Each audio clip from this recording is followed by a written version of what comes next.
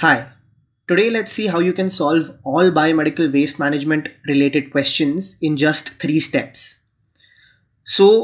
These questions will either be that they'll mention an object or they'll give you an image and you'll have to decide what colored dustbin you'll throw it in. So the first step is to determine if the object is all plastic. Why I say all is because in a question that I solved during my preparation, there was a semi-plastic gown, which is a gown where basically the the sutures are covered with a plastic tape. So this does not count, and blood bag. So these two are exceptions here, which will be thrown in the yellow bin. So is the object all plastic? Is it gloves of all types or tubing of all types? So this will be thrown in the red bin. So red for recycle. Then is it a metallic sharp? So when I say metallic, I exclude metallic body implants, which will be thrown in the blue bin.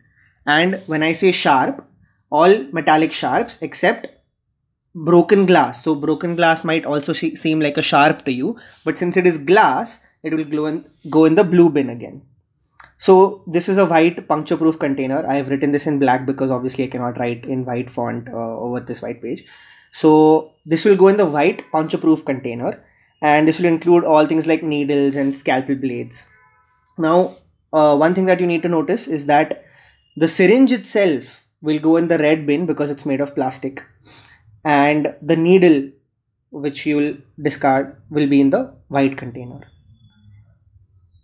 Then is it glass, as we saw earlier, and obviously the exception that we saw earlier was metallic implants. So glass and metallic implants will go in the blue bin. So blue for glass and non-sharp metal, which is metallic implants. So another exception that you need to know here is that glass vials which contain cytotoxic drugs need to go in the blue bin again. Then everything else that you see is in yellow. Yellow mostly will contain anatomical waste and so on. So everything else is in the yellow bin. And just a section on like what happens to waste most commonly. So in the yellow bin, that waste is to be incinerated. Red bin, since it has to be recycled, we first autoclave it or use other methods of sterilization. Then it is shred and the material is recycled again. In the white bin, we have sharps. So again, it's autoclaved to disinfect it, then shredded, and then it is put in a landfill. And in the blue bin, whatever is there, it can be autoclaved and recycled again since it's metallic implants or glass.